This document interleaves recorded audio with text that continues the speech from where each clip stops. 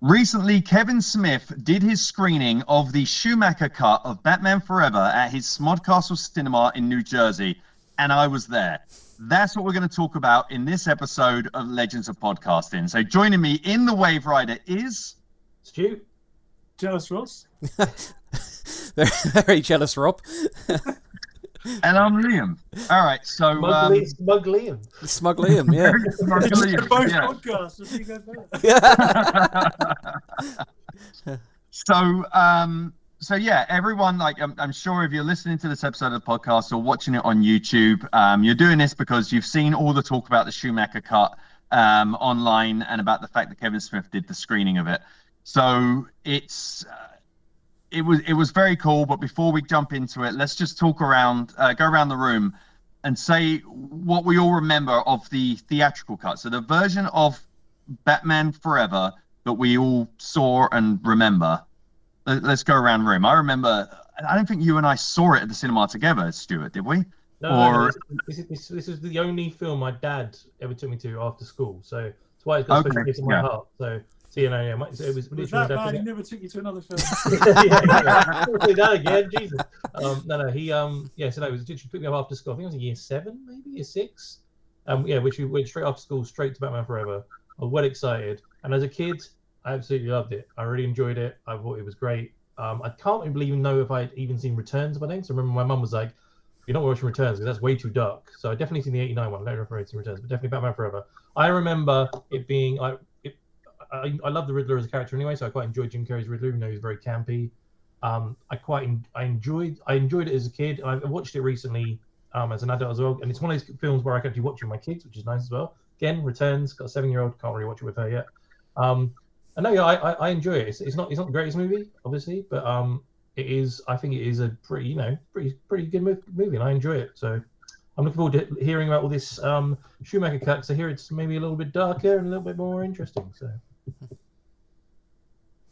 Right, you rock. Me, I saw it with my dad and my brother when it came out. I still really like it. I mean, it's got a bit of charm to it. I think the thing I remember most about it is the music. I think the music's really good at it. You know, you got a bit of Seal, a bit of U2. So yeah, that's the thing I remember. From a road. And I think the what they call it, the panther costume they had at the start is actually really good. It's like a evolution of the '89 one kind of thing. But yeah, I still really enjoy it. I mean, it's not the best movie in the world, but it's still fun. Batman Returns with nipples. I don't think I ever saw this in the cinema. I don't remember why, but I did get it on VHS the moment it dropped in Blockbuster. I just remember watching it. I don't really remember a lot. As you say, apart from Jim Carrey, who seems to have stolen the show entirely for the movie. Whenever I think of Forever, that's what comes up in my head. Joygasm! And of course, Tommy Lee Jones being as camp as hell as Mr. Two-Face. Mr. Two-Face. Yeah. So that's really all I remembered as a kid. Now, I'll forewarn, I did watch it again last night just to get in the mood for this. And yeah, I don't remember a lot of it. I'll tell you that much. Yeah, I remember some great comments like the like working out the riddles at the end, and then Alfred's like, "They really are quite bright people." Yes. Anyway, so I enjoyed Batman Forever, the original, the theatrical version that got released. I enjoyed it. I had not watched it in many years, but I was always a huge Jim Carrey fan as a kid, so I was super excited that he was playing the Riddler. So I think I probably really liked the movie just on that alone. I also liked Val Kilmer. I think he's a great Bruce Wayne Batman as well. I did him quite well. Yeah. So I enjoyed the movie, although that was the beginning of the neon starting to appear really in the Batman movies, and then it was just a ton of that in Batman and Robin. But we're not talking about that one. We're talking about Batman Forever. So that's a different podcast. Yes, that can be a whole different one. So I remembered that, and I enjoyed it. It had been a while since I'd seen that, and I made that intentional going in to see the Schumacher Cut, because I listened to the Kevin Smith podcast where he was talking about it. He was talking about all the changes in the Schumacher Cut and the fact that he had now had a copy, and then he was like, well, at his Smodcastle Cinema, he's going to do a screening. And the moment he said that, I was like, I'm in New Jersey. this cinema's in New Jersey. Where is this? Straight away, booked myself a ticket. And yeah, got down there. Line was going all the way down the street to get into the cinema. But it's kind of more of your older. It's not like the modern cinemas you have today with the gigantic, great big like IMAX screens and stuff like that. It's more like the older type cinemas that we remember from our childhood. Last Action Hero cinemas. yeah, that type of thing. Yeah. So, which is, it's kind of cool. And this is the cinema that Kevin Smith, I believe he purchased it with some friends late in the pandemic. It was like, because this cinema got shut down as a result of the pandemic, and then he bought it, and now he's running this cinema, and he does a bunch of cool things there in person and with a bunch of celebrity guests in order to really get it to generate a bit more money to be able to pay the bills for the cinema, because it's, you know, costs a lot of money to run. So anyway, I got down there. Before the movie started, they were doing a marathon of the Clerks cartoon that was cancelled, all 6 episodes of that. And that was meant to start at 7, but didn't start until it was like 8:30, 9 o'clock was finally, I think, when Kevin came in and started talking to us. So it was, everything started late. And in between every couple of episodes, there were more Q&As that were being done. And by the time that was all done, and it reached the point of the screening of the Schumacher Cut, which was meant to have started around midnight, that started like 3:30 in the morning was when that finally started. Ow. At the beginning of the night, that cinema was absolutely full, which I think they said holds like 120 or 130 people. So that screen was absolutely full when at the beginning of the Clerks screening. And a lot of that audience were there for Batman because they were wearing Batman t-shirts, or Batman Forever t-shirts even. And when it came to the actual screening of the Schumacher Cut, it was significantly fewer people still in there. And then at the end of it, when I got up and looked around, I'd be surprised if there was more than 15 people still in that cinema at the end of the Schumacher Cut. That must have been, what, 5, 6 in the morning by the time you were done? It's 2.5 hours. Yeah, it was like 5:30, 6 o'clock, and I had to drive back having not slept all night. So I just phoned up Stuart and figured, like, you're awake. Yeah. I'll talk to you once I'm driving home. While he drove home.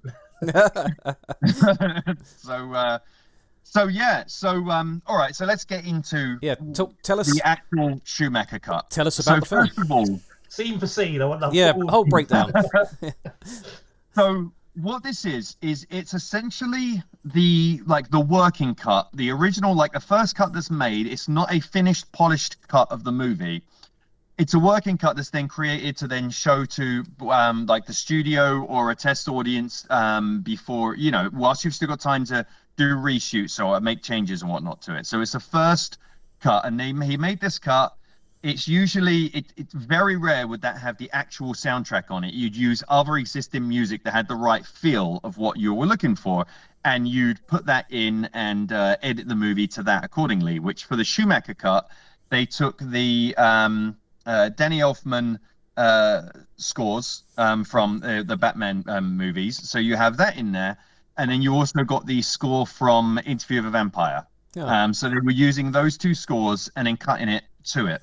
That then cut was shown to the studio, and the studio's response was, hey, no, this is a bit too serious. We need this lightened up in tone. And apparently Schumacher's response was like, oh, it was kind of like, I thought you wanted what Tim Burton had done. Now I get it. I see what you want. And he made changes. And then when it came to Batman and Robin, he knew exactly what the studio was looking for and gave him that, which the bottom line was, we need to sell toys. We need to sell Happy Meals. So the original cut, the Schumacher cut of it, is more in line in kind of tone with the Tim Burton movies. Part of that's also going to go down to the fact that you have that Danny Elfman score is going through it, so it has that very familiar vibe. So the movie, when it starts off, it goes straight into a deleted scene straight off the bat. Most of these deleted scenes are available on YouTube or on DVD bonus features and Blu-ray bonus features. So a lot of these scenes you've seen before, But what we didn't know before was the order in which they appear in the movie, and what comes out of the movie. They definitely added a bunch of extra scenes in the movie. In general, first of all, before I go too much into it, throughout the movie, the cut that we saw in the Kevin Smith's theater was this working cut, but the person, I think Joe Black, what he had done is he then, any of the scenes that were in the actual theatrical cut, he then took the HD copy of that and just stuck that in there over it, the video. You still got the audio from the Schumacher cut, but he stuck that in there so that you could see it looking a bit better, which also has the dual benefit of being able to really highlight what was cut out of this movie in order to be theatrical, because there's a change in quality and a time code appears on the screen. So with that, one of the most obvious things you'd see is that there are, throughout the entire film, there are so many scenes or shots that have extra seconds here and there before and after it. So they just trimmed everywhere possible to get the runtime down. So you would have pretty much any sequence, every shot of it would start a couple of seconds earlier and end a couple of seconds later, and then go into the next bit, which didn't actually have the effect of making it feel like it dragged on. If anything, it felt like it gave it a chance to breathe, which was kind of nice. It did slow down the kind of speed of the movie a bit, because you don't have as fast of an editing pace, but it wasn't a bad thing. It worked quite well. So then we have the actual deleted scenes. So the movie starts off with Arkham Asylum, and then it goes, you've got the Arkham sign outside, lightning's flashing, you get a squeaking light thing kind of hanging, and then we see this doctor going down the halls of Arkham Asylum, and then he gets to the door, and well, there's one guard outside, and he's all like, "Where's the other guard?" And the guy's like, "Well, he's inside, keeping an eye on him." And he's like, "Oh, okay." And he's like, "Oh, it's hell out there." And the guy's like, "No, it's hell in here." And then you go into the room and you see this guy like in a straitjacket with his back to the doctor. The doctor's trying to get his attention. He's like, "Harvey, counselor, Two-Face." And he's like, you're not getting any response. And when he puts his hand on him, he then pulls up to the fan at the ceiling. He gets pulled up to it via a chain. And he's like, surprise, and the music's all dramatic, and you've got lightning, and then you see on the wall, on the Schumacher cut, the writing is a lot clearer than on the deleted scene that you see, but it says the bat must die, I think is what it said. And on the Schumacher cut, as I say, that writing was kind of glowy, kind of neon-y. On the deleted scenes you see, it's just written and it's kind of hard to see. You have to pause and just be able to read it properly. So it starts off right off with that. And then we go to this, it's clearly an unfinished CGI shot, but this CGI shot did make it into the theatrical cut, part of it, which is where it's flying through Gotham City towards Wayne Enterprises building, which you see the building has two big circle windows, one on either side. One of them is the circle window that Riddler's lab is in, when you see the big circle window. The other window is the one that the shot actually continues. In the theatrical cut, you're moving towards the building, it cuts. And then you go to the next bit, which is Bruce Wayne arriving in to view the R&D lab where Edward Nygma is.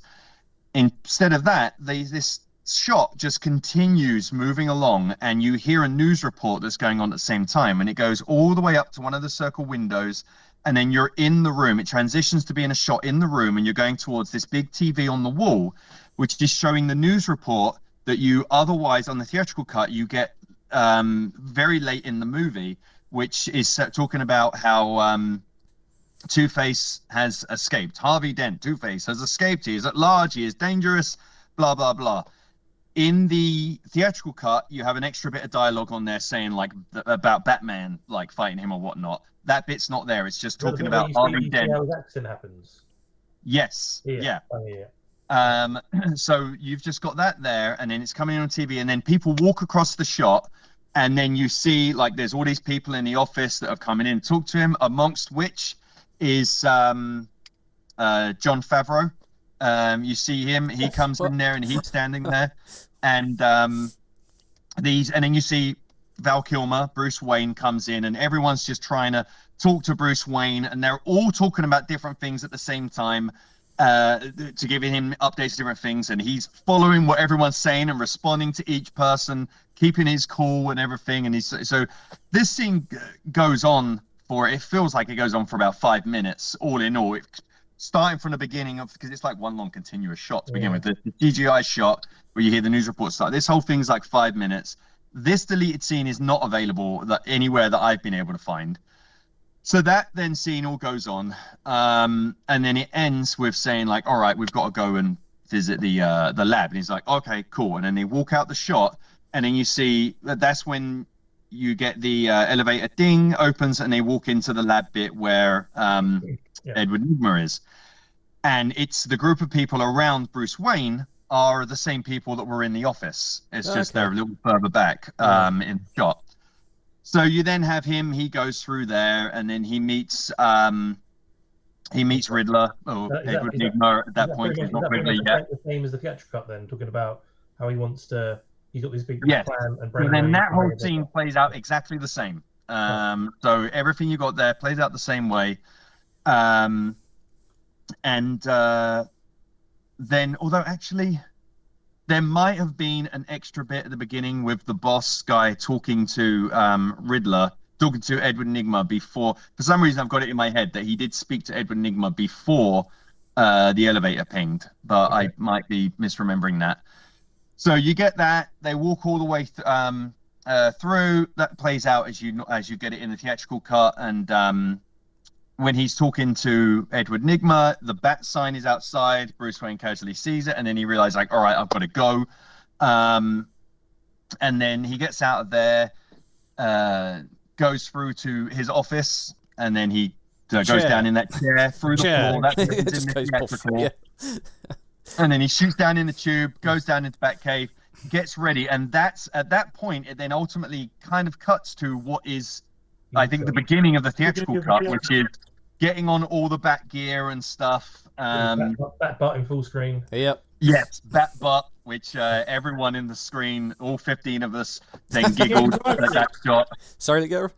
Was that getting drive-through? Did you say that line? Yes, the drive-through bit there, which surprised me that was still in it. Yeah. Sir, may I convince you to take a sandwich? I'll get drive-through. Yeah, I was surprised that line was in the original cut, but that was there, and then he shoots off and then goes to the to go see Two-Face, and throughout the whole Two-Face thing, there's extra seconds added here and there all over that thing. So the scene isn't different. It's all the same stuff happens. It's just every shot is like longer on the Schumacher cut. The same dialogue. Sorry? There's no different dialogue. It's exactly the same dialogue. I think from what I recall, it could be that some lines are dubbed. So the delivery on it is different on the theatrical cut. Because on that Kevin Smith podcast thing, the guy Joe Blackie starts talking about, and he says that like nearly every line that Tommy Lee Jones did, it sounded like it was more serious in the Schumacher cut, and then they'd obviously redubbed it. I would say that in general, on the throughout the Schumacher cut, Two-Face comes across like, yes, a bit more serious. Yeah. But okay. I would say that so I was going to say this to saying at the end, but I'll just say it now. It's like one of the takeaways I got from the movie is like, so I did enjoy the original cut, but Two-Face, with the overall tone of the movie being a bit more serious, it does make Jim Carrey's performance of Riddler really kind of stand out as to how over the top his performance is, because it is in a bit of a contrast to the rest of the tone of the movie, which we know that we've already had the clown prince of crime Joker in the first one, who is a over the top kind of joke person delivered in still a very serious and very menacing and sinister way. So he is still hands down my favorite Joker, even more than Mark Hamill. But I know. But Jack Nicholson, yeah, so Jack Nicholson is still my favorite one. Oh, right. Okay. But so Riddler didn't need to be quite as over the top as he was. But again, I still love Jim Carrey and like everything that he's in, and I loved the theatrical cut for Jim Carrey. So not saying anything bad about Jim Carrey. But yes, Two-Face in general seemed a bit more serious, but he's still. It's still clear that like Tommy Lee Jones was. He was almost like he was treating the character like he was the Joker. Right. So he was still. He wasn't completely different to the version you got on the theatrical cut. He was still. It was still kind of just maybe a watered down version or a toned down version, shall we say, of what you saw in the theatrical. So that whole scene happens and it ends up with him fighting in the helicopter, crashing into the Gotham Liberty. And the helicopter scene is a little bit longer. Again, every scene. Yeah. I'll just stop saying it at this point. Just assume every scene throughout this whole thing, there are shots that are expanded because it really is throughout. The biggest difference is the order in which the scenes happen and the deleted scenes. Yeah, because I think it's on the theatrical cut. It starts off obviously with the Two-Face thing, and then as soon as he crashes in and he like comes out and he breathes, it flips to that shot going in and does the R&D scene. So those scenes are completely opposite. And then when the bat signal comes up, that's a bit where he goes to the top of police station and it's Chase. It's when Chase calls it. Yeah, it's trying to seduce him. So that's interesting. Is that line still in it? It's the car, right? Chicks dig the car. That's Batman and Robin. Yeah, sure. That's in this film. No, it's Batman and Robin. It's in this film. No, it's in this film. Batman. It's Batman. A girl can't live by psychoses alone. It's the car, right? Chicks love the car. It's the car. Robin says in Batman and Robin. Does the security guard, when he's in the safe, say it's boiling acid? Really campy. I think he does. Yeah. Oh no! It's boiling acid! So then you've got with the rest of that scene, we've got you've got the helicopter bit that comes out right after that. So Two-Face is off with the helicopter. Batman's hanging on the rope. So that scene is definitely extended. So you definitely got, it felt like a decent amount more added onto that scene, which was cool. I mean, the scene essentially is still the same, which is that the helicopter flies off. Two-Face shoots the pilot, and then Two-Face takes over piloting, and Two-Face jumps out. Batman gets the control of the helicopter. Helicopter goes straight into Statue of Liberty. Batman falls down into the water. So that essentially kind of like continues the same there. But then after Batman has landed down in the water, the next scene is in Edward Nygma's lab. So it's that shot, which is in the movie. The shot is the camera shot's kind of moving through the lab, and then you see that he's working on his invention, and his boss comes along and he's like, I told you to get out of here. And then he kills his boss by sending him out, testing out the device on him first, and then sending him out that window. Was he I'm having a breakthrough. Yeah. In his hands. I don't know if he's seeing that bit in the Schumacher cut. When he does the thing and he's like, he touches and the fishes are coming out and the guy's like, oh. Yeah, the fish is coming. He's right in front of him. He's all like, oh, that is in it. That is definitely in the Schumacher cut. Riddle me this. So the end of that scene, though, this is a bit that's a little bit different. In the theatrical cut, it then cuts to Bruce Wayne is at home in his mansion, and he's kind of wet because he was just in the water. Hang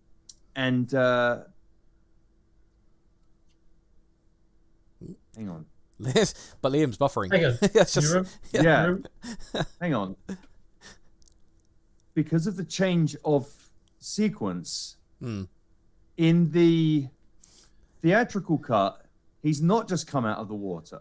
No, he's been to see Chase. Yeah. So he's so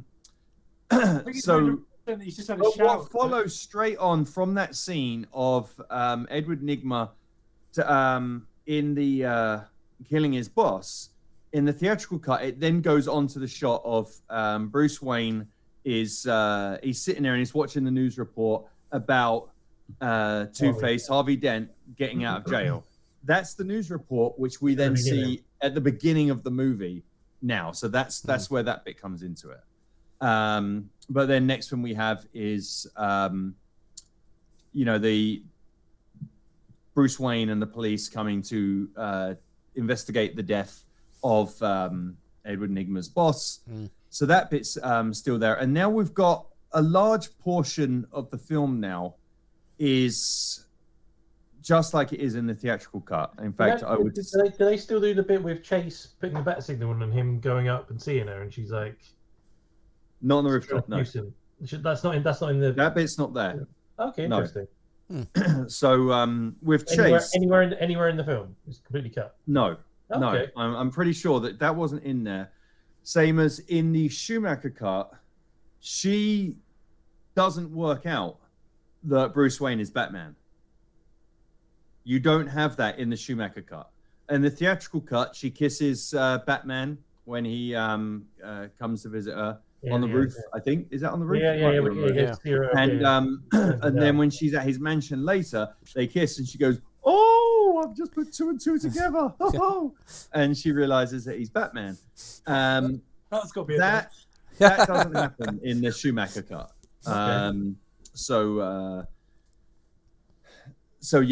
So that bit was clearly a reshot bit. If that is in the Schumacher cut, then I must have fallen asleep for those brief moments, but I do not remember it. But I would say this was at like what time? I'd been up all day and all night. You should be concentrating. I was trying, but damn it, man. I don't think that's in it, but I'm willing to accept that it's possible that I may have nodded off for those brief moments. But I don't think that that's there, and I'm pretty sure she doesn't work it out. So, is the this next the first riddle with 26 to 30 minutes of the movie is just how it is in the theatrical cut, which is we've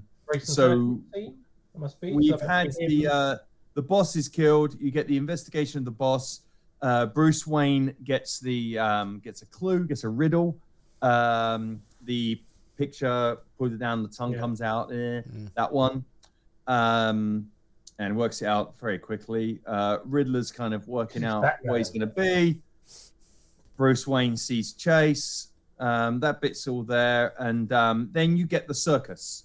So you get the circus, and which is where we see the Flying Graysons. And Two-Face kill him.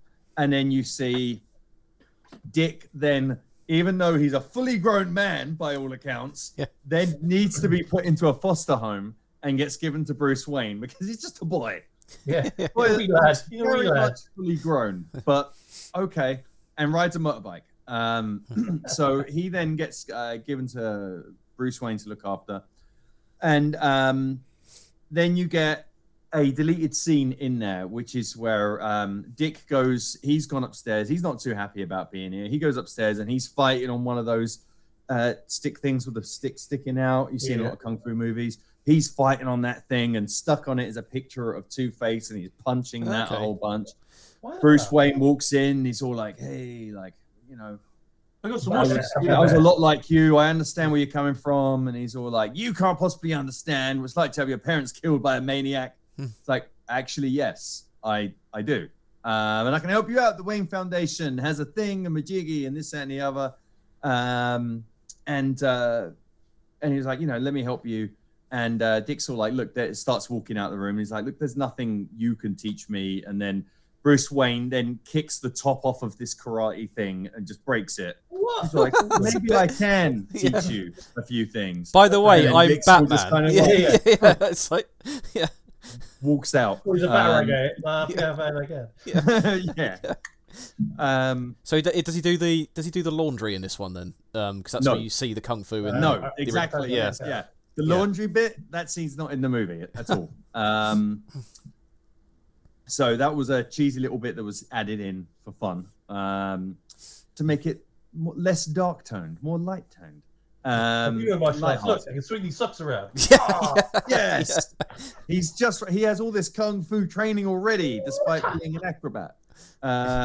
So yeah, then you get next bits similar to how it is in the movie. Again, as I said previously, everything is extended, extra seconds here and there, so you get constant longer shots. But this is where Bruce Wayne, Batman, then heads out in the Batmobile, and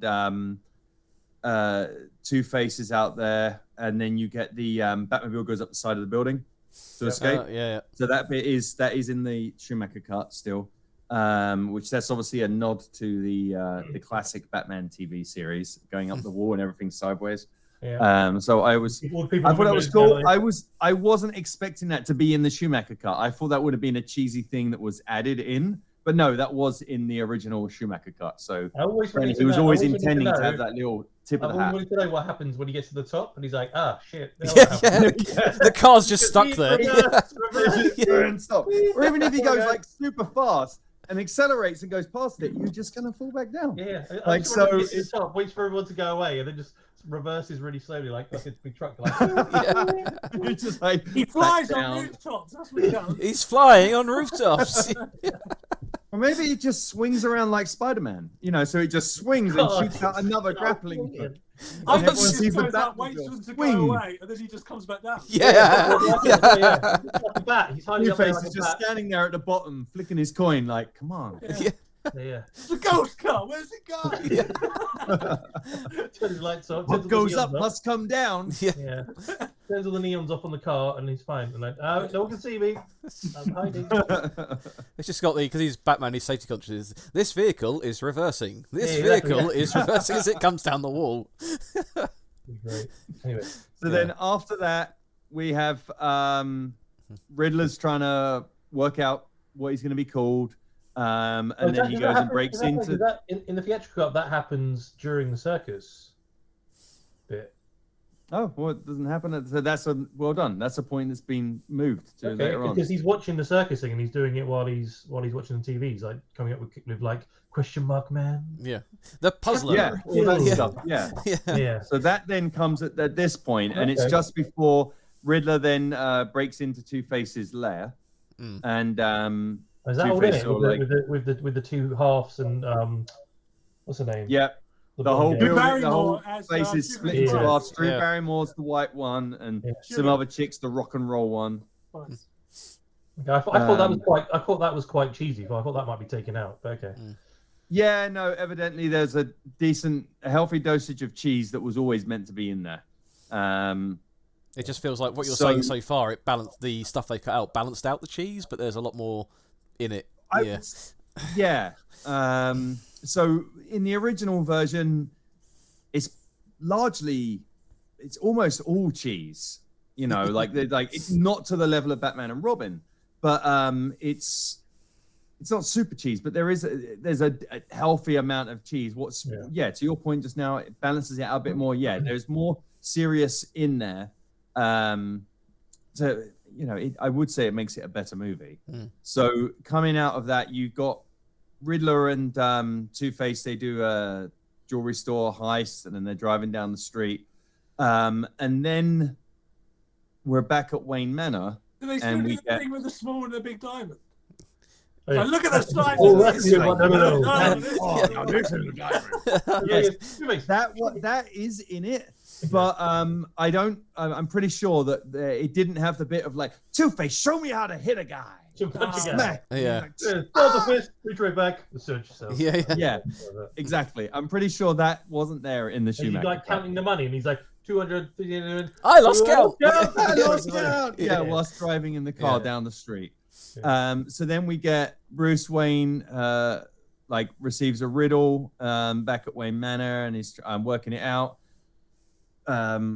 Dick then is trying to get into rooms at Wayne Manor. Was that in it as well? And then Edward Nigma's then revealing his invention to the world, and it's starting to go out, and everyone's getting the idiot box thing to suck all their brainwaves out, and he starts getting everyone's brainwaves. So that, that's pretty consistent with the theatrical cut.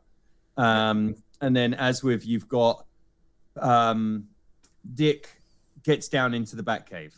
That's in both versions. Does he? After Sorry. Dick gets down into the Batcave. I was just going to ask. Does he, when he's watching Alfred go into the silver closet, does he yell "Go" and jump over the balcony like he does in the original cut? Because that's so fucking dumb. It's just like Alfred's like, "What?" I can't remember if he says, if he shouts "Go," Yeah. and so Alfred could come back and go, "What?" Yeah, that's what.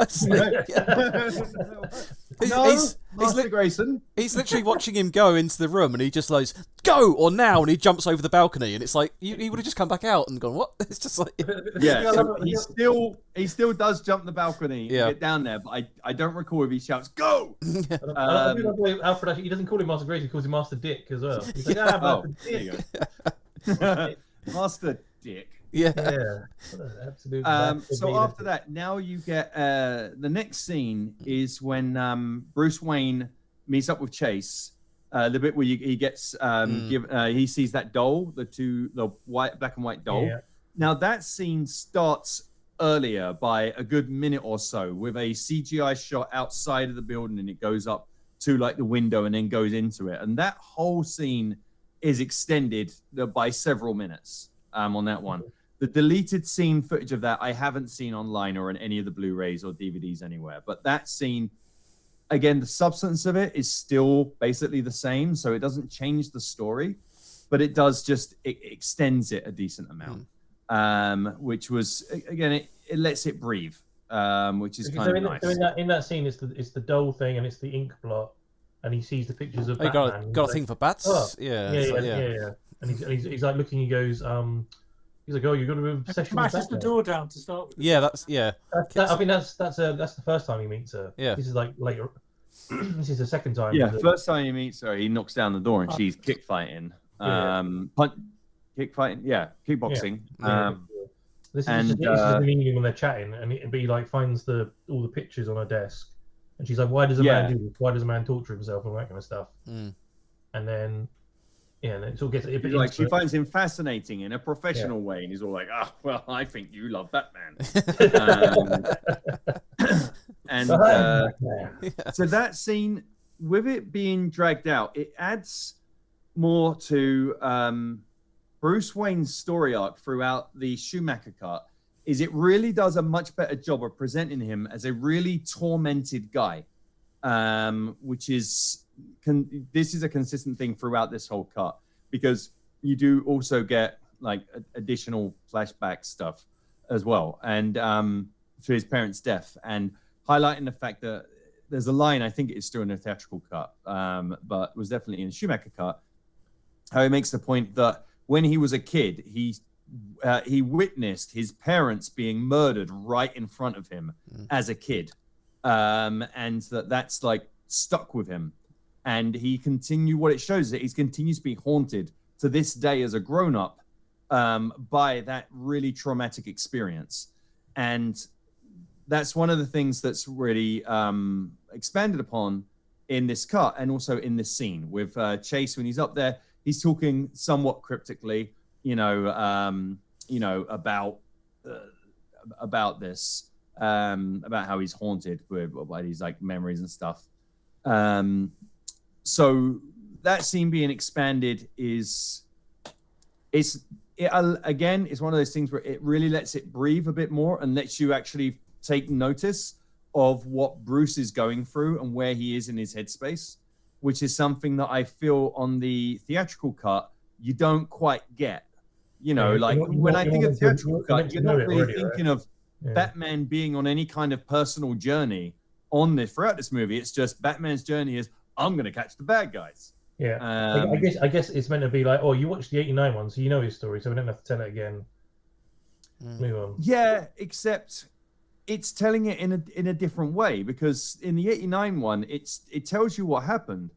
What's happening in this cut is it's showing you, like, yes, you know what happened, but it's showing how this haunts him. This has traumatized him. This deeply affects him on a really deep level.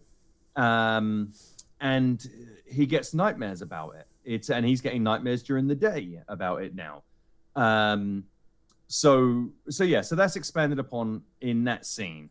So, and then we go on to Dick's taking the Batmobile and he's going around with that. There are little bits again where this is expanded and different shots here and there. Batman, Alfred calls him up and he's all like, "He's taking the car, sir." No, the other car. Oh, is that in it as well? The other car. Yeah. Oh. So you get that, and then Batman comes, saves him, and then they get back to the Batcave, and then they're talking, and that's when Dick then makes a point saying like, well, he wants to find Two-Face and he wants to kill Two-Face, and then Bruce Wayne's now explains in that moment of being on like, hey, like that's not going to help anything here, and he's all like, it's just when he then, and this line I think is in the theatrical cut, where he's then talking about how like, yeah, just going after vengeance, like there's more to it and stuff. Having all this extra time that's put into this to explain how Bruce Wayne is struggling with his emotions and struggling with how tormented he is. It kind of changes this scene a bit with how he's not just trying to stop Dick from getting out there and being a vigilante. He's really trying to save Dick from going down a road that Bruce Wayne has been down, and he's really looking out for Dick in this. Sorry. Sorry. Oh dear, that joke never gets old. All right. Yeah. Sorry, you watch our Titans reactions, you know the Dick jokes happen all the time. So, but you can see that the Bruce is really trying to be like a real solid guy in this, and it makes it feel more significant in that. To the point that when I was watching the Schumacher cut, at that point I thought I don't think this was in the theatrical cut, because I don't remember it being significant, in the theatrical cut. But watching it in the Schumacher cut, that scene stood out, and it wasn't until I was talking to Stuart on the way home and we were talking about it that then Stuart had said about it. I was like, oh well, crap, it is in the theatrical cut. But having these extra scenes puts it in a new context, and interesting. Just makes it so much better. Do you think that's why the movie was originally called Batman Forever then? Because Batman knows that once you go down that road, you're stuck with it. You will be Batman forever, and he'll be Robin forever. Yeah. Okay. And in this, he is one of the journeys that he has on this is that he is struggling with his identity. Is he Bruce Wayne? Is he Batman? Is he both? Like, what is he? Why is he? It's very clear he's got this big identity crisis going on through this as well. And he realizes he's going to be Batman forever by the end of it. Yeah. Well, not to jump ahead, but doesn't he give the line at the end when he's saving Chase and Robin? He's like, I can be Batman and Bruce Wayne, not because I need to be, because I choose to be. That's when he's talking to Riddler. Right at the end of the film. But so right at the end of the film, So we'll get over to that. Makes more sense why he says that line than if he's got a lot more of an identity crisis going on in this cut. Yeah. Yes, exactly. So the next big portion of the movie, which is Enigma's party, right? It's over 20 minutes, is just the same as in the theatrical cut, which is he goes to the party and he goes into the room and gets his brain starts to get sucked out. And then Two-Face comes in and crashes the party.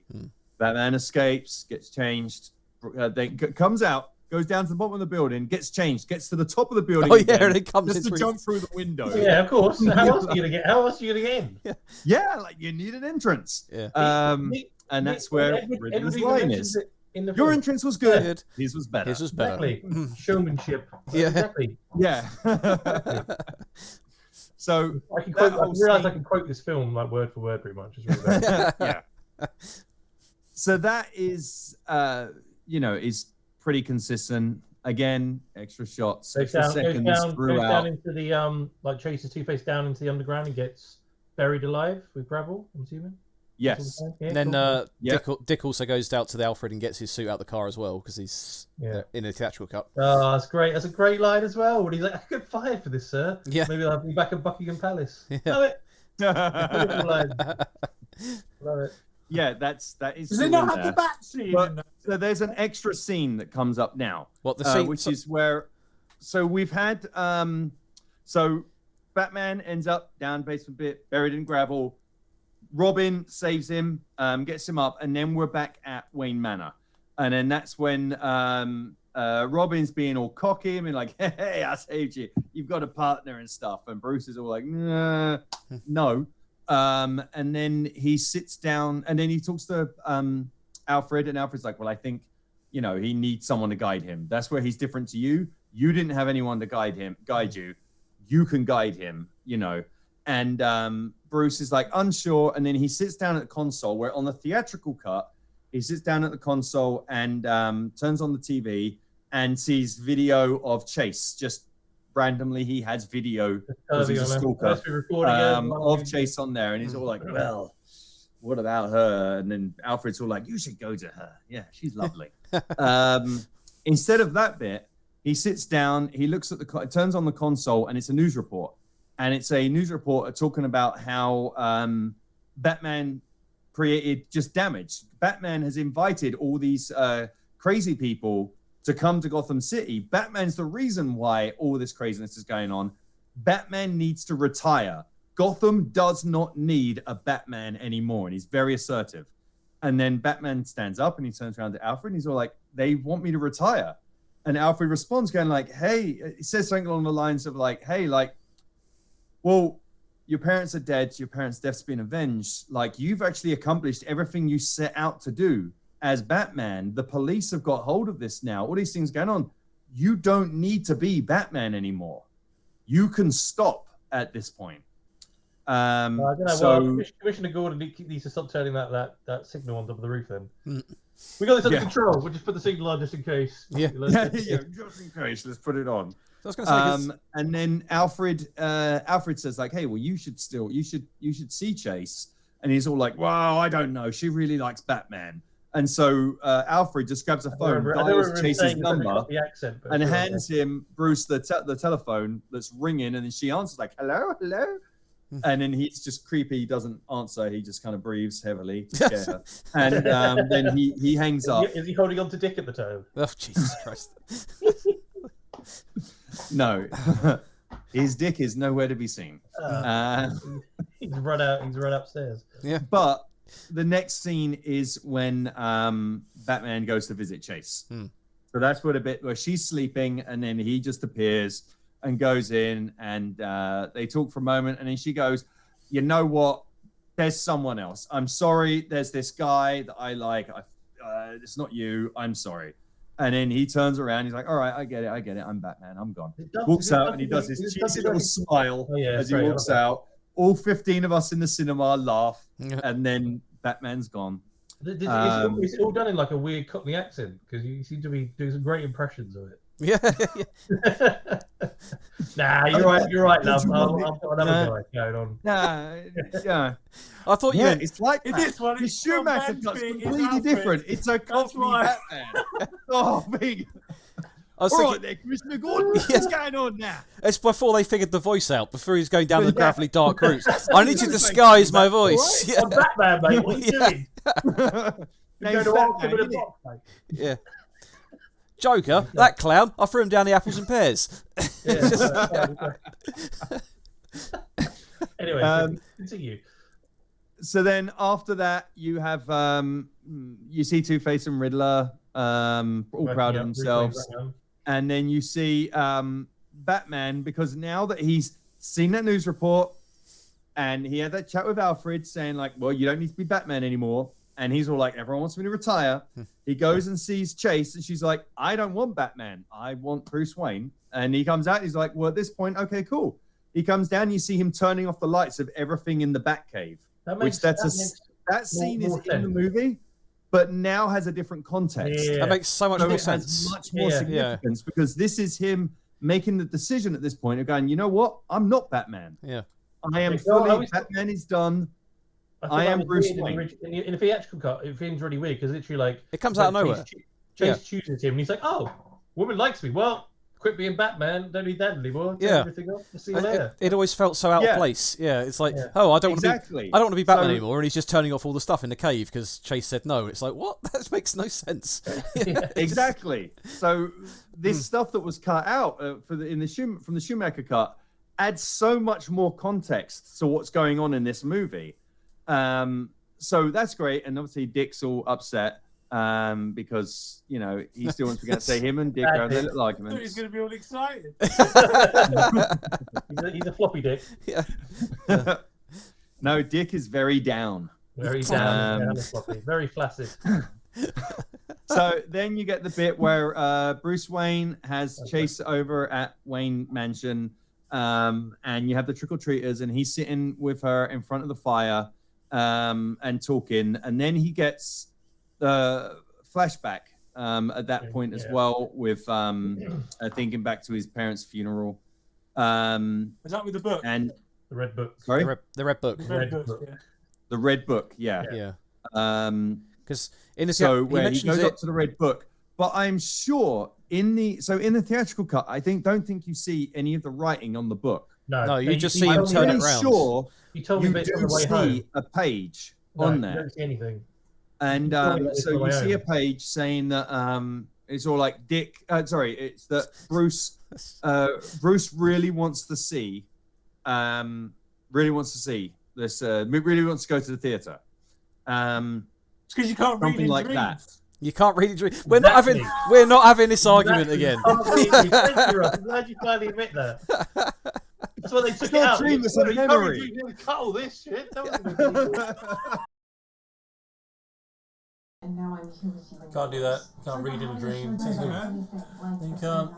No, because the dream is on one side of the brain. It was in Batman the Animated Series, an episode about it. That's facts. That's not facts. It's facts. One side of your brain is the dream, the other side of the brain is like the reading center. No, trust me, it's facts. You can't read in dreams. Are you bored or something? No, it was in a Batman the Animated Series episode. It fucking was facts. Trust me. You can't read in dreams.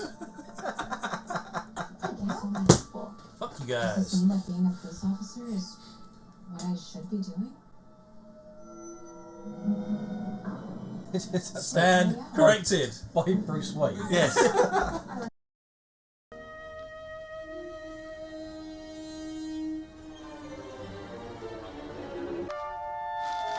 What?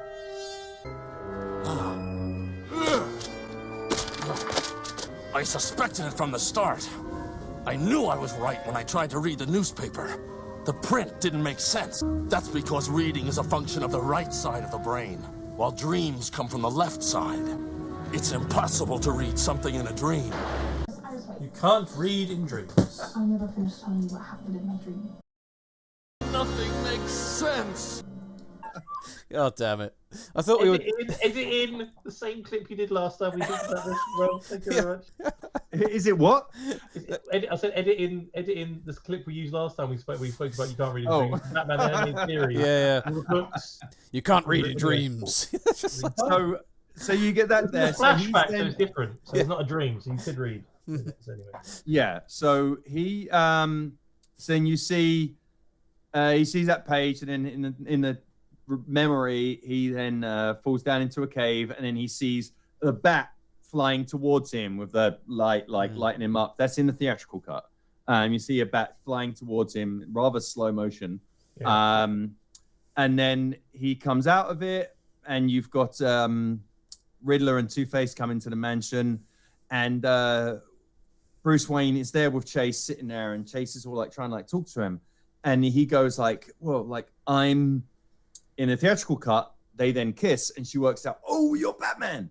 In the Schumacher cut, it's like he goes, then the villains come in the room, and he gets interrupted before he gets to say that before she realizes that he's Batman. So they come in and cause chaos. Riddler goes down into the Batcave, starts doing his grooviness and throwing his bombs around the place and blowing shit up. So you get all of that, and then it ends with Bruce Wayne wakes up from with a bandage on his head, and Alfred standing over him. So wait, you're saying that he had the image of the bat while he was thinking, while he's having a memory with Chase? Yes, he does. That's in the theatrical cut. He starts talking to her, and he's just like, What does he see when he has the thing stuck on his head at the party? That's the same thing. That's the same thing as well. So he doesn't do that in the Schumacher cut. Yeah, it has a bat. It has a bat in that bit with the when being brainwashed. Oh no, is it? It No, you see might when be. Riddler and Two-Face put the Maybe little he doesn't glowing thing have in. that flashback with Chase. It might have been after he's hit in the head, and then he's unconscious that he sees it. Didn't you say on the drive back? You said there's sort of two bits. There's a bit you said to me that he reads the book and he says, "Oh, Bruce really wants to go to the cinema or something. That's where we're going." And he goes, "Oh my God, I'm the reason they're dead." Yeah. So he does have that line somewhere where he then says to Alfred, he's all like, "I'm the reason they died." He says to Alfred, yeah. And then is it the bit with Chase when he has a realization that it's actually there's the next line where it's like Bruce wants to go to cinema, but we're going to the theater to see The Mask of Zorro because we weren't really going to see that. No, that bit's not there with Chase. Okay, that's a different bit. I think Ross was saying about when they're at Nigma's party and he goes into the machine and then Splice turns it back on. See it, right? So I watched it. You don't see anything. You see it later on when Riddler and Two-Face are talking, and he puts a little green tube into the chair, and he goes, "Let's see what Bruce Wayne's got in his head," and then you see the bat flying. You see the bat, and they're like, "What kind of man has bats on the brain?" Because that's sorry, because I never knew. I couldn't remember if when he goes into the machine at Nigma's party, if you see that. Yeah, you don't see anything. You just see him standing there. But yeah, that's so. Then, when he wakes up and he's got a bandage on his head, and Alfred's there, that's when you then get another key deleted scene. It's really good deleted scene, which plays a lot onto this journey that Bruce Wayne's going on. So that's when Alfred tells him, Dick's run away, Chase has been kidnapped, and the Batcave has been destroyed. And so then the next scene is they're going down into the cave.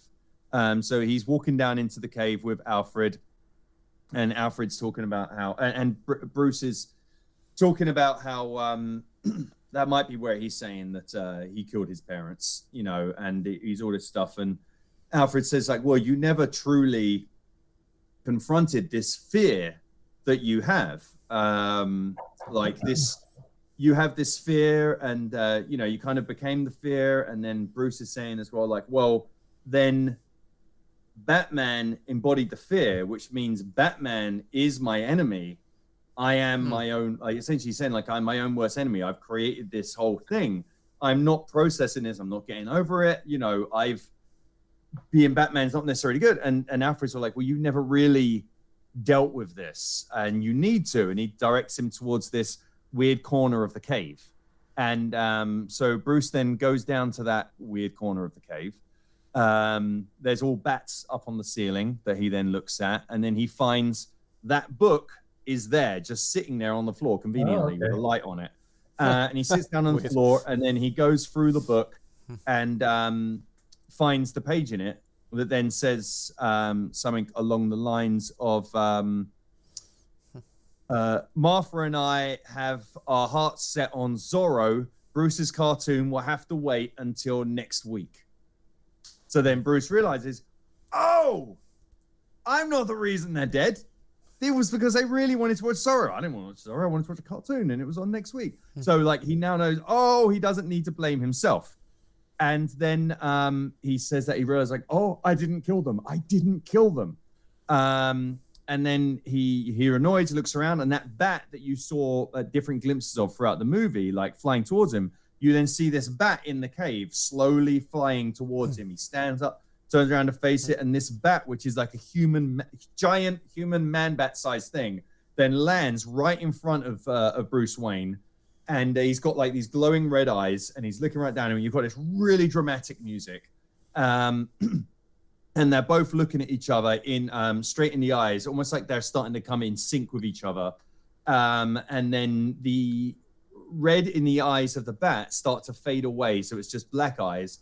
The bat's wings are out. Bruce Wayne raises up his arms as well, and then you get this dramatic shot that's like circling around, and this is like the moment where he's decided he is the bat, so they are one. Yeah, he's going to be Batman forever. I have become the Batman forever.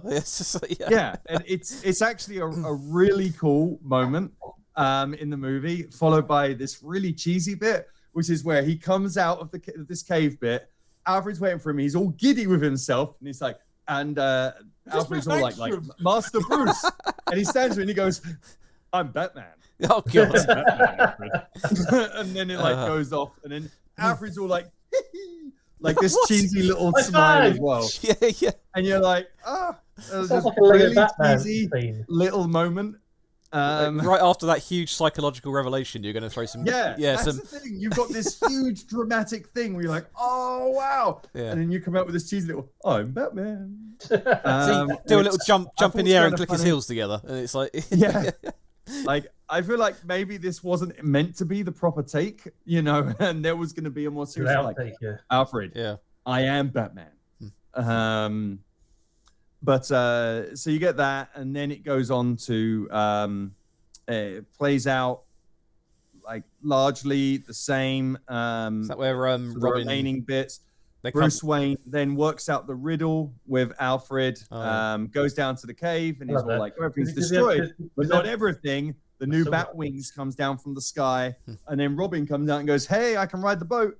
And he's like, "All right, you get the boat, but I'm flying the bat wings." The plane.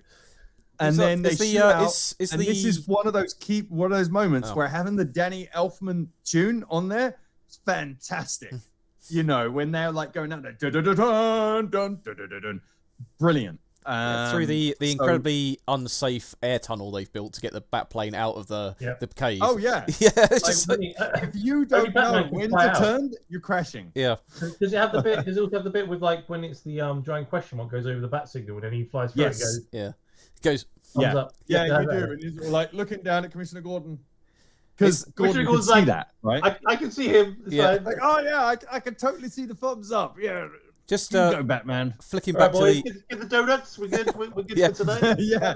Sit down, feet up, boys. We've got nothing to worry about anymore. Overtime's over. Batman's got this. Yeah.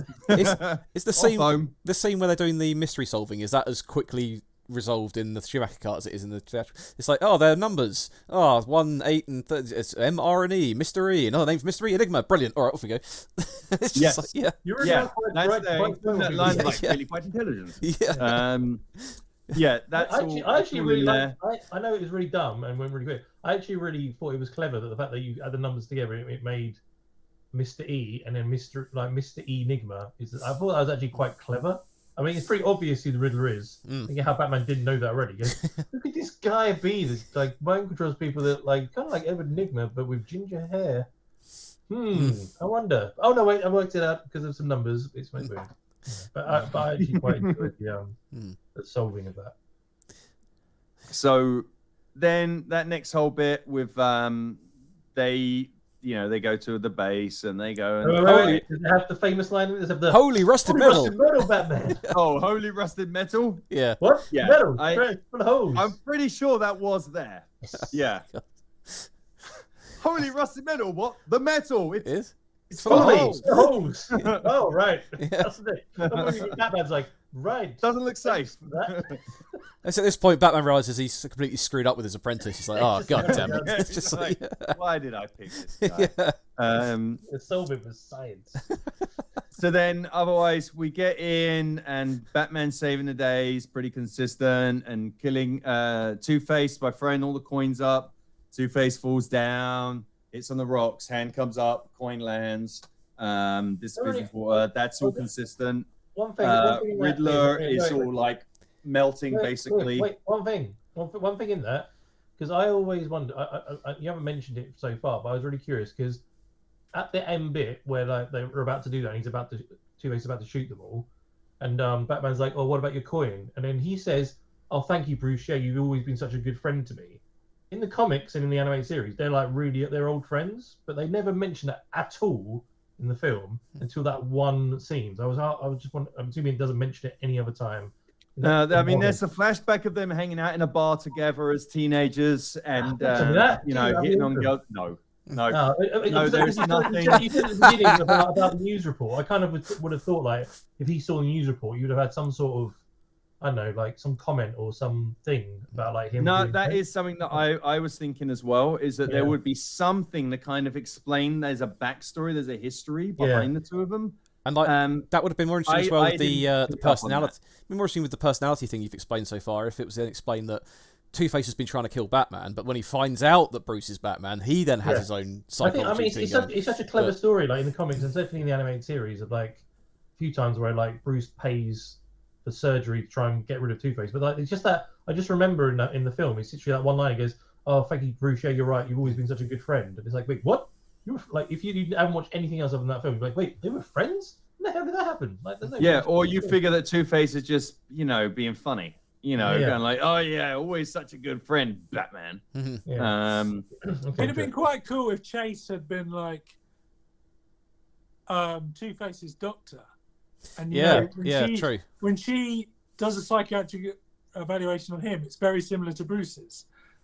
And because obviously he's got the split personality thing, right? And then he's got Bruce one. And that'd have been quite cool if they'd have expanded on that. That would have actually been really awesome, because then at the end of it, Bruce has overcome his split personality, but Harvey never managed to, and that's the change between the two of them. Did they also have the bit, Liam, when Chase is laying on the sofa tied up and then Riddler comes in with his light up jacket? He's like, "Like my jacket? Keeps me safe when I'm jogging at night."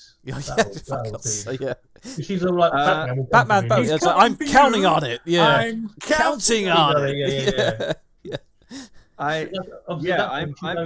She knows I think that was in there. Okay. But it's entirely possible that was added. It's hard to say for certain. Like, it's like with this screening being not starting until like 3:30 in the morning. Like, I watched the movie. I really want to be able to watch it again at a decent hour, and be able to like make sure I'm definitely not missing anything. So it's very tempting to go to the next screening that he has as well of it, which is in late August. So, so you have it. So tell him to show it in mid-October. Yes. Yeah. Contact him. You were screening around New York Comic Con time, possibly. 100%. I mean, why wouldn't he? It might be quite a good opportunity. Private screening. You think?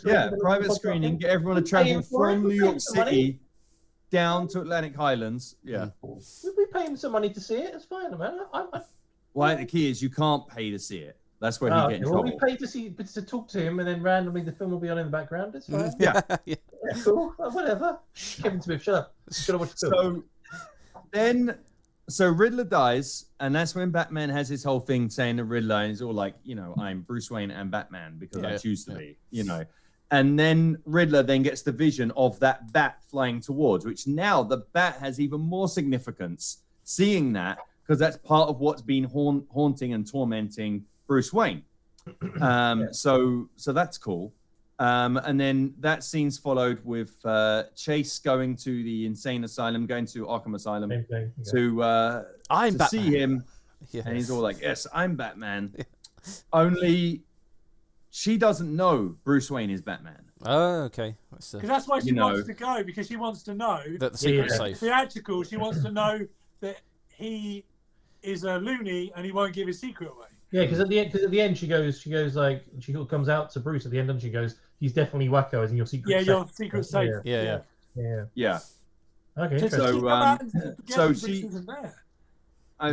she does come out at the end, and Bruce is there, and but she doesn't say that your secret's safe. She says he's a wacko, and he's all like, "Oh, that's a clinical, whatever." Yeah. And then he's all like, "I don't think I need this little doll anymore."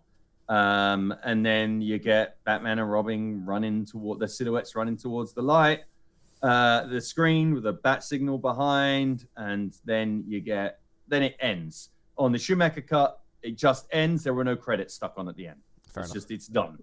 You're done. You stand up. You look around and see who managed to make it to the end. You're like, wow, only a handful of us. Okay. It's quite which apparently were other podcasters or YouTube channels. Yeah, were the only people that made it to the end. So hi everyone else. I've seen one other. I haven't listened to it yet. I've seen one other release it. Mate, at least it's really exciting. You're like one of maybe 15, 20 people that have actually seen it, like in the public eye. That's really cool thing. Yeah, I thought that was pretty cool as well. Now we need to get. I'm really glad. It might have been a crappy time to see it, like all through the night, and then finally get to see it. I mean, Kevin Smith was brilliant. He's really funny, and the stories that he was telling, like, really, really good. And having the guys from Clerks there as well, really cool. I met some really cool people, some fans in the audience, met some really cool guys and women. And So I don't regret it. It was super cool. You're not going to What forget are it. you guys' immediate response to hearing this? Obviously, you're only hearing me telling it. You're not seeing it. For me, I'd say that it was a better version of the movie. Paint a picture with words, Liam. It's just Yeah. like, I read a review of somebody else went to saw it, and they said that was it Pee-wee's Big Adventures theme is in it as well. Oh, really? Yeah. Pee-wee's Big Adventure theme, really? Yeah. That's in the film at one point. I don't know what point. I missed that bit. I didn't pick up on it when that theme played. Yeah, I mean, I think it's pretty interesting the fact that it sounds like the biggest loss from the two cuts is this sort of deep Bruce Wayne story, which I think would be really good because I think Val Kilmer was a great from what he got to do. He didn't have a much. It sounds like the title of the movie is based off that story, and it's not in the movie. Yeah, definitely. Yeah, this is weird. I mean, like you said, the stuff you've described ties up so many of the weird cuts and edits in the film. I noticed when I was watching it again recently. Like you say, some of the smash cuts to next scenes are so quick that if they had a few more seconds, they'd dissolve. A lot of the story, as you said there, brings a whole new depth to the movie. Like the why he's shutting the Batcave down. He's had that long introspective period to look at his life and decide that's what he's going to do, rather than just going. And Gotham's telling him that we don't need you anymore. Yeah. So he's like, "Well, I'll quit." It sounds like a shame this part of the movie was lost, because I would like to have seen this, and it might have even moved Batman and Robin into a more serious arc if they'd have kept the tone of this one. I think if they had kept the tone of this one, then Batman and Robin probably wouldn't have happened the way that it happened. You wouldn't have had Schwarzenegger with all his ice puns? I mean, I don't know if I can live without that. A breeze is coming. I still see you. We'll kill the dinosaurs. The Ice Age. Like, great. Beautiful. I mean, I want a serious Mr. Freeze in the Batman 2. But like, you can't be that than that. You got a serious Mr. Freeze in Gotham. Yeah, I want like the Batman like Part 2 movie they're doing. I'd love to have the Heart of Ice story done like in that universe. That'd be really good. But no, I mean, I'd say I've always been a sort of fan of it as a kid anyway. I remember like having I had all the returns figures. I think the figures for Batman Forever were really crap, so I didn't buy many of them.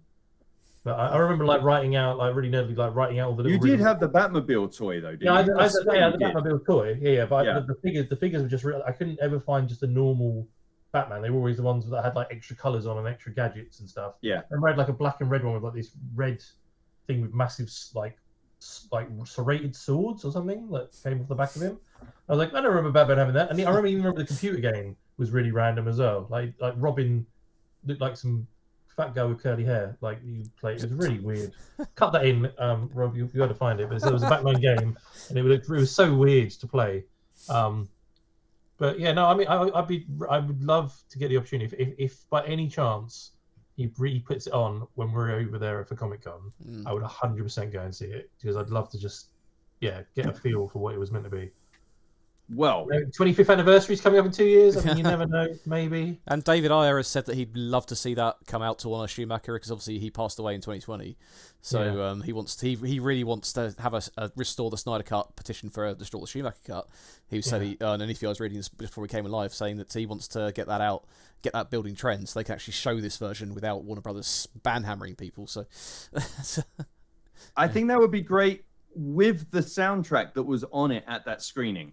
Like, I really think that it's clear that the movie, when they edited it, that they were using these pieces of music to it. So the timing, the beat of the cuts and the beat of the action times in so perfectly to these other scores being put on there that with them releasing it, I really hope that is what they do if they release it. So along those lines, because I have seen the Schumacher Cut, and a lot of these deleted scenes, most of them are available to get hold of in HD even. That's what you say. It sounds like the reason why this is perceived as a more campy film is because they were obviously trying to market it to kids to build toys. So all of the psychological stuff sounds like it's being cut out. and it's all just about fight. Put Batman over here, so he's fighting Two-Face. Now he's fighting Riddler, and a car goes up a wall, and this sort of stuff. So it's all just like stuff to sell toys to kids. Which, you know, that said, I do enjoy the film. You know, I think as I said at the start, was it 95? 95. So I was 11, man. I bought that Batmobile going up the wall all the time. You're the reason we lost the film. But yeah, I enjoyed that. I've never had a problem with Batman Forever. So the theatrical cut isn't a bad cut. So the theatrical cut, in my opinion, is still a good movie. The Schumacher cut is a better movie because it adds this deep level to it, this psychological level. But yeah, the theatrical cut's still good. All right, so before we wrap up, thanks Liam for going to it. I mean, and like, you know, surviving a long evening. Yeah, sounds like it. It sounds like a lot of people gave up, and like you could have easily just gone, you know what, screw this. You could have come out going, I'm Batman. There were a couple of points where I was looking at the time and I'm like, well, shit, is this ever going to happen? Yeah. Like, part of me thought, like, it's just going to hit too late and they're just not going to do it. They're going to go, oh, we ran out of time. Sorry, off you go. So I did very nearly leave at one point, but then I was like, no, damn it, because if they're going to show it, I'm not going to be that guy that left. So glad I stuck around.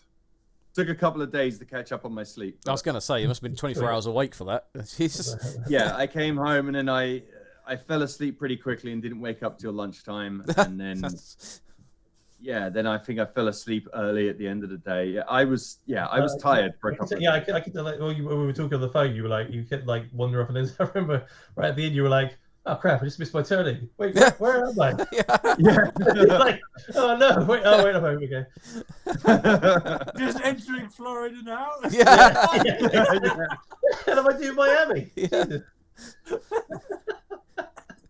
Oh, dear Lord. Why is my car filling with water? You look out the window and you're driving up the side of a wall. And it's Going up a building. You're driving past your house and you just go. Give the thumbs up as you go past. Oh dear. Excellent. All right. Well, thank you. That's it for this episode of Legends of Podcasting. Let us know in the comments what your thoughts are of the Schumacher Cut. Were you also there at the Schumacher Cut, at that screening? So if so, where were you? Why didn't you say hi? He's wearing the t-shirt and everything. Tell us what you remember from the Schumacher Cut screening down in the comments. Was there something I missed, or something that I remember wrong here? If so, let us know in the comments. And if you didn't see the Schumacher Cut, and this is just another one of these many podcasts that you're listening to of people that did go to it and they're explaining what it is, still tell us what you thought down there. Do you think this sounds like a better version of the movie? Think it sounds like a worse version of the movie? Did you like the theatrical, hate the theatrical? Let us know. We always love hearing from our fans, from our viewers, our listeners.